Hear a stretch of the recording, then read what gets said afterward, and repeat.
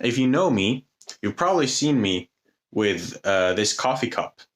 And I take it to school every single day.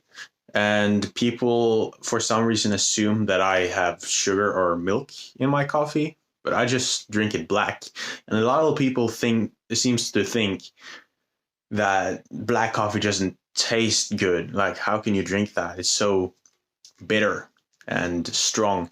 And that's kind of true, but I think that most people think that because they're used to filter coffee with pre-ground Friele or Evergood or whatever pre-ground coffee brand.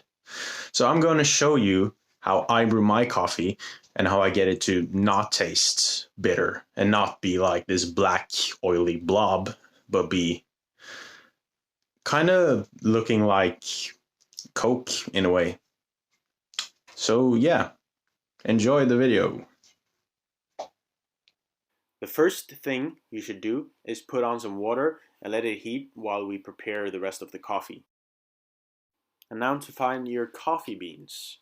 You should use some good beans because you won't get good coffee if you don't use good beans. The beans are the most important part of the brew. And then you should weigh it out. You should have about 15 grams if you're making 250 milliliters of coffee, which is about 1 cup. I use a bit more because I like stronger tasting coffee. Then you grind that up in your coffee grinder, which everybody has, of course. Then it should come out looking something like this.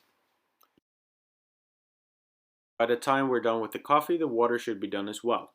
Then the only thing remaining is the coffee filter, and you just fold it like this, and then you put it in your coffee brewer, and then we rinse the filter.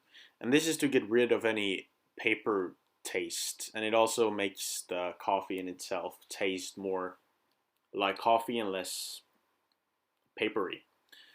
And this is also a good way of preheating the brewing device. Once the water is done, you just throw it in the sink. I did this in my room, so I just took it in a cup. But yeah. Then finally, we can actually make the coffee.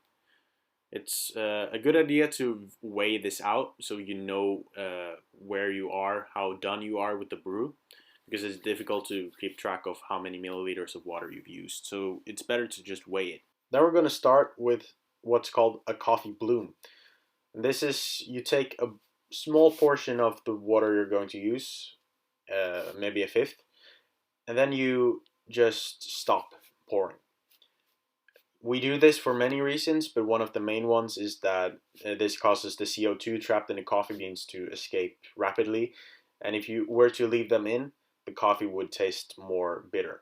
Once 30 to 45 seconds has passed since you poured the initial water into the brew, you can start to pour the rest.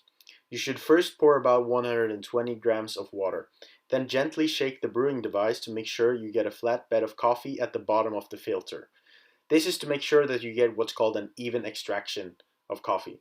Once you've poured 250 grams of water in total, you just wait for about 2 minutes and then your brew should be complete.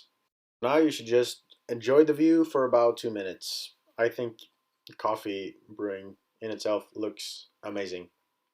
As you can see right now, almost all the water has left the coffee and the remaining will just make the coffee taste worse, so you should just throw it away. Now just shake the coffee to make it a bit cooler. Then you should pour it, and let's pause to hear that sound right now.